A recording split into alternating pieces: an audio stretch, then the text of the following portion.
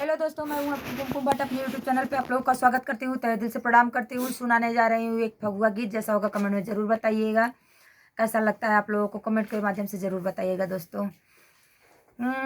केकरे हाथे कनक पिचकारी, केकरे हाथे अबीराय वद में होली खेले रघुबीरा, होली खेले रघुबीराय वद में होली खेले रघुबीरा। केकरे हाथे कनक पिचकारी, केकरे हाथे कनक पिचकारी, केकरे हाथे अबीराय वद में होली खेले रघुबीरा।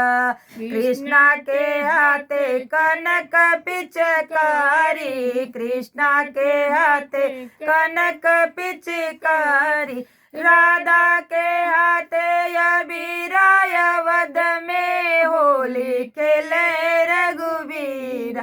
राधा के हाथे अबीराय वद में होली खेले रघुबीरा। राधा के हाथे अबीराय वद में होली खेले रघुबीरा। के करे बीजेला जोड़ा से जामा, के कर बीजेला जोड़ा से जामा, के कर बीजेले साड़ी अवध में होली खेले रघुबीरा।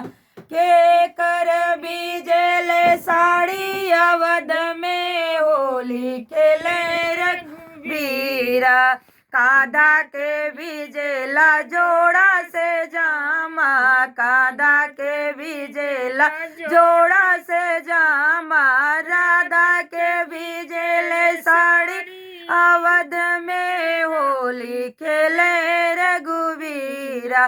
राधा के बीजेले साड़ी अवध में होली खेले रघुबीरा। खेले रघुबीरा अवध में होली खेले रघुबीरा। जैसा होगा दोस्तों जरूर बताइए।